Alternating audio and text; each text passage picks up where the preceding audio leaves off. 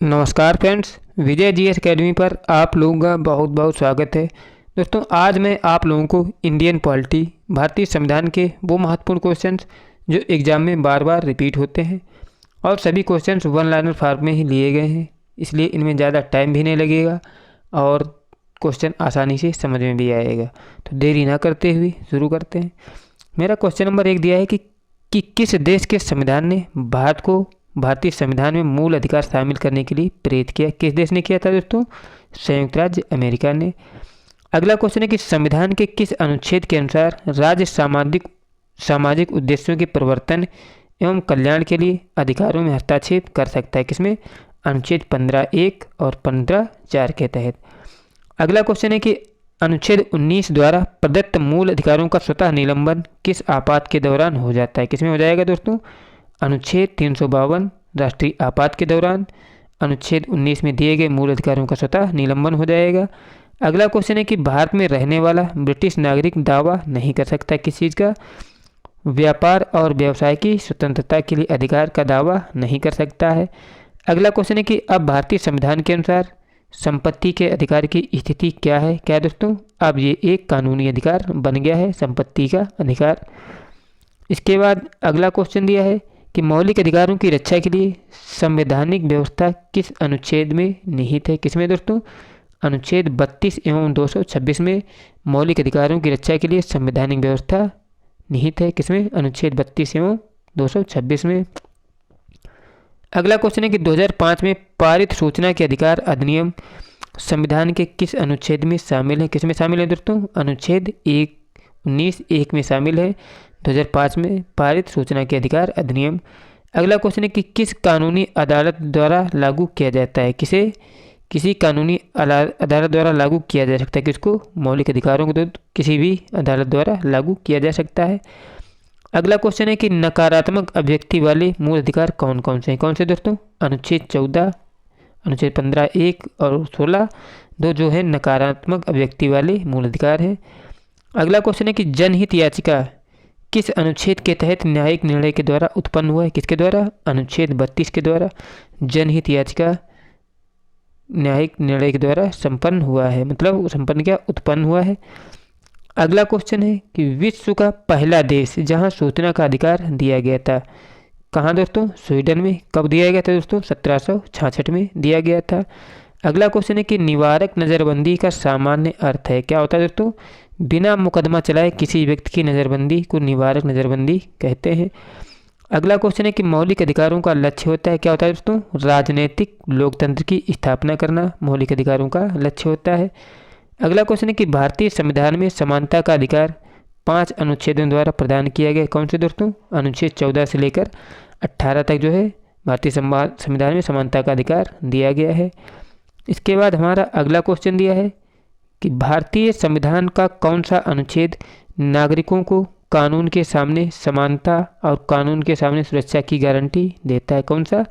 अनुच्छेद 14 जो होता है नागरिकों के कानून के सामने समानता और कानून के सामने सुरक्षा की गारंटी देता है। अगला क्वेश्चन है कि भारत राज्य के क्षेत्र में किसी व्यक्ति को विधि के समक्ष समता या विधियों के समान संरक्षण से वंचित नहीं करेगा। किसके तहत? अनुच्छेद 14 के तहत।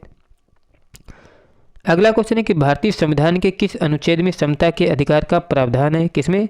अनुच्छेद 14 में जो है समता के अधिकार का प्रावधान है। अगला क्वेश्चन है कि कानूनी समानता में यह निहित होता है कि कानून के सामने प्रत्येक व्यक्ति समान है। इसके बाद हमारा अगला क्वेश्चन है कि किसी राज्य किसी नागरिक के विरुद्ध केवल धर्म, मूल, वंश, जाति, लिंग, जन्म स्थान या इनमें किसके आधार पर कोई विभेद नहीं करेगा। किसके तहत दोस्तों? अनुच्छेद 15 के तहत।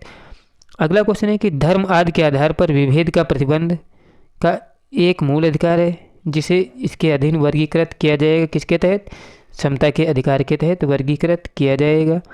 अगला क्वेश्चन है कि राज्य के अधीन किसी पद पर नियोजन या नियुक्ति से संबंधित विषयों में सभी नागरिकों के लिए अवसर की समता होगी। किसमें? अनुच्छेद 16 में। इसके बाद अगला क्वेश्चन दिया है कि किसी भी व्यक्ति के साथ उसके वंश, धर्म एवं जाति के आधार पर सार्वजनिक नियुक्ति के मामले में भेदभाव नहीं किया जा सकता है। किसमें? अनुच्छेद 16(2) के तहत। किसी भी व्यक्ति के साथ धर्म, वंश, जाति के आधार पर सार्वजनिक नियुक्ति में भेदभाव नहीं किया जाएगा।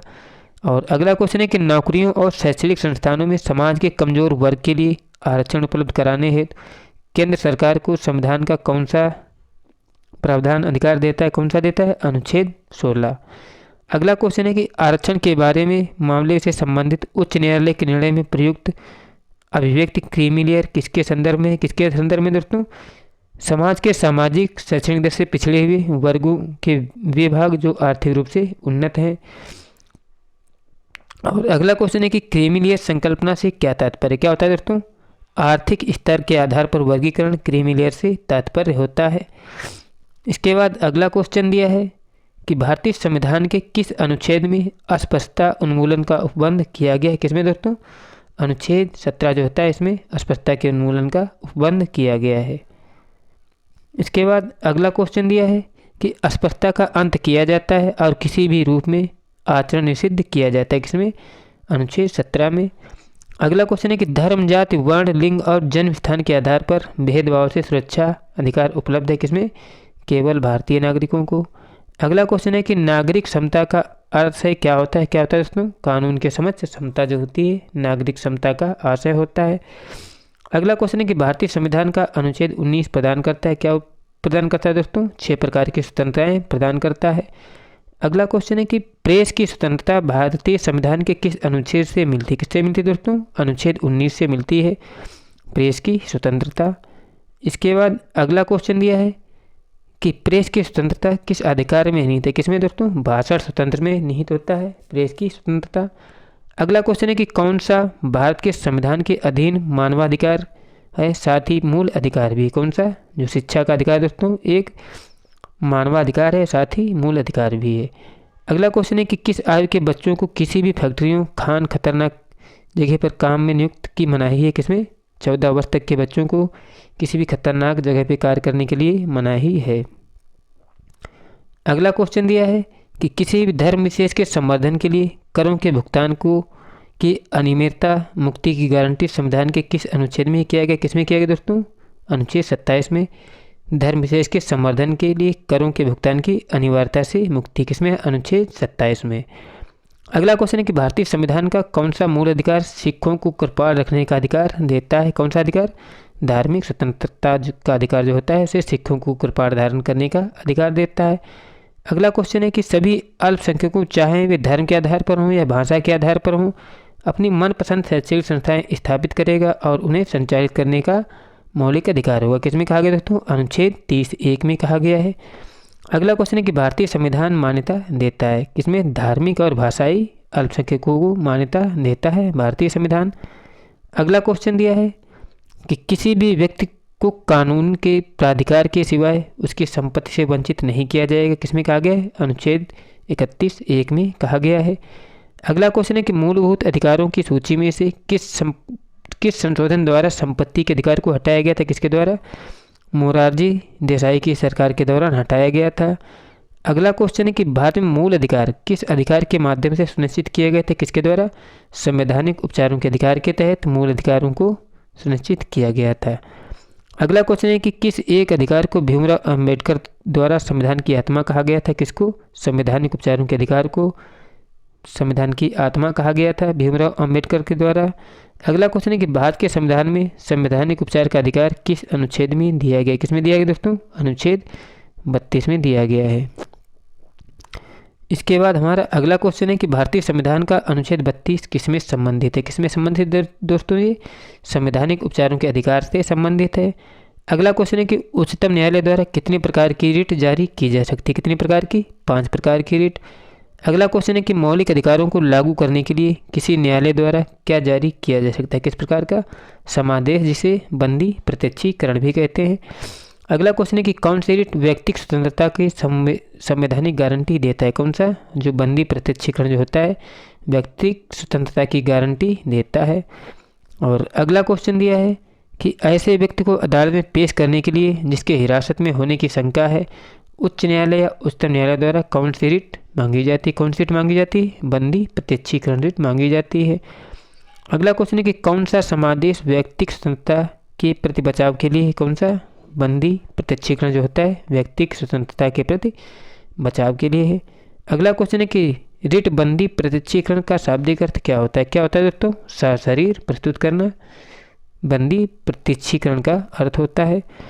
इसके बाद अगला क्वेश्चन यह है कि किस स्थिति में बंदी प्रत्यक्षीकरण रिट जारी की जा सकती है? किसके दौरान दोस्तों? दोषपूर्ण पुलिस नज़रबंदी के दौरान बंदी प्रत्यक्षीकरण रिट जारी की जाती है।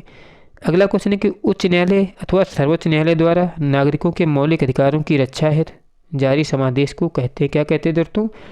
बंदी प्रत्यक्षीकरण कहते हैं।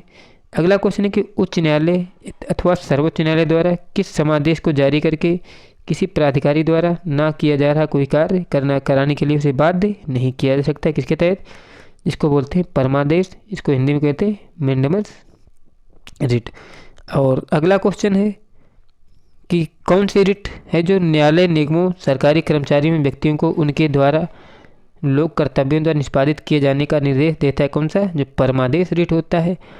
अगला क्वेश्चन है कि उच्च न्यायालय उच्चतम न्यायालय वह रिट आदेश है जो किसी प्राधिकार को रद्द करने के लिए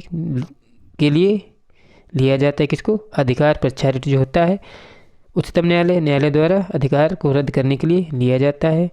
अगला क्वेश्चन है कि किस याचिका के अधीन किसी कर्मचारी को ऐसी कार्रवाई करने से रोका जा सकता है जिसके लिए वह सरकारी तौर पर हकदार नहीं है? किसमें? अधिकार परीक्षा के तहत। इसके बाद अगला क्वेश्चन दिया है, अगला और लास्ट क्वेश्चन यही है कि अनुच्छेद 352 के अंतर्गत लागू आपात स्थिति के दौरान संवैधानिक उपबंध निलंबित होते हैं? कौन से? मूल अधिकार निलंबित होते हैं। फ्रेंड्स, मेरे द्वारा कराए गए क्वेश्चंस यदि आपको अच्छे लगे तो प्लीज़ चैनल को सब्सक्राइब कर लें। वीडियो अच्छा लगा तो लाइक करें। मिलते हैं नेक्स्ट वीडियो में, तब तक के लिए जय हिंद, जय भारत।